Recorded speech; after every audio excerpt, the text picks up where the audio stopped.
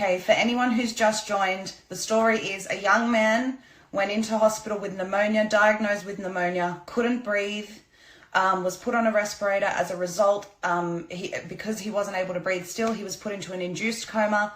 Then he woke up from the induced coma, and the story goes on. Once he regained his strength, he stepped outside the door, and he saw people on the floor. He said it looked like a movie scene. People were being restrained by nurses and police and given treatment for CO so-and-so when they did not have it. He said that people were screaming, "I don't have it, I tested negative." There was a Lebanese man screaming, "I'm negative, I'm negative." And he apparently he was saying that people were then being rushed off to a psych ward when they were claiming this. It was a special psych ward, moved from what they call entrance 8. He said, yeah, he didn't understand why there were police holding people down for forced treatment. And he said no one was allowed, obviously, to visit their family in there because it's a CO so-and-so ward. So no one really knows what's going on. He said the nurse that saved him, well, one of the nurses was being good to him. And she said to him, I'm the one that saved your life. And she said that on his death certificate, because while he was in an induced coma, he actually died for 5 minutes. On his death certificate, they declared it a CO so-and-so death, but it was not. He had pneumonia. The nurse told him that this is what they're being asked to do, this is what they're being paid to do, and that he just needs to play along so that he can get out safely. He said that many nurses are aware of what's happening, but they're too afraid to speak out. His partner, he was having conversations. Yeah, Matt, this is in Australia, here in Sydney. He said that nurses were coming in while he was having conversations with his loved ones on the phone, and you know, acting really strangely. So he would have to cover up his conversation whenever they walked in. And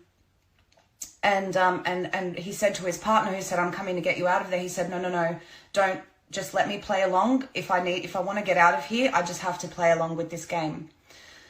So, that's the story. He says that he wants to do this live.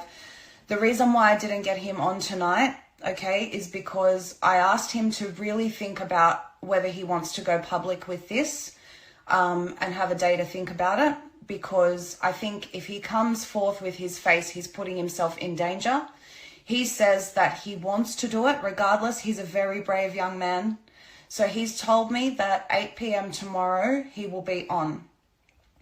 Yeah, it's like a movie, Nikki. It's like a movie. What I need you guys to do is make as many people aware as possible to try and get them on my account at 8 p.m. tomorrow night. I'm going to make a backup account right now just in case, if everyone can follow it and get as many people on to hear this young man's story.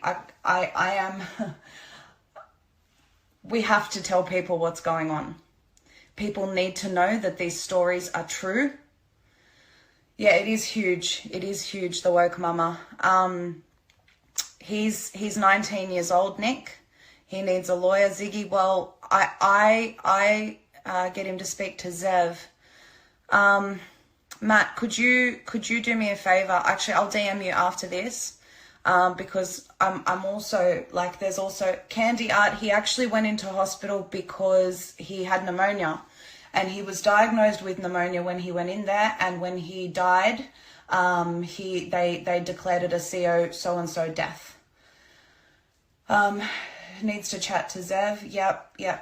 I think it's really important, but I'm also very, very concerned for his safety. So I think it would be a good idea for him to talk to Zev. I will message him. I'll message you, Matt, and find out Zev's details and maybe get the young man in contact with him tomorrow. I don't want to say which hospital it is, Daniela, because I don't want to put him at risk before he has the chance to speak with legal professionals. They destroyed the paperwork once he came back to life. They weren't expecting him to come back to life. I'm actually not surprised this is happening. There's been so much covered up. Yeah, there has been a lot covered up. For anyone who missed the first part, it's about a young man who went into hospital for pneumonia, died, was declared dead with CO so-and-so, woke up, was forced to take medication for that treatment when he did not have that, and witnessed people being held down, restrained by police officers and nurses to receive treatment for CO so-and-so when they didn't have it. I know, Dan, I know I need to look out for myself. That's why I'll make a backup account tonight. I haven't said which hospital. I haven't given the man's identity away, but I can tell you that it is Sydney. Yes, it was a miracle, the woke mama, and when he died, he actually had a vision. And I'll tell you guys about the vision, and hopefully he'll be able to come on tomorrow and let you guys know as well. He said that he woke up and felt evil around him. He knew he was dead. He said that he felt pain in his chest like he'd been shot, and he felt hell. He said he started praying to God for a second chance, and then he saw a light, and he was told that your purpose on this earth isn't finished, and then he came back to life, and that's when he woke up in ICU. So he's not afraid to speak up, but I'm, of course, yes, there are police on Instagram. We need every single story. Yes, we do. But I agree, this man should talk to a lawyer beforehand, before he goes public with something like this. I'm putting myself at risk doing this, but at the same time, I haven't identified him. I haven't said which hospital it is. Obviously, I know who he is, but I'm not going to reveal his identity, so please don't message and ask me. But I can say that he's one of my very close friends, associates, and he's a credible source.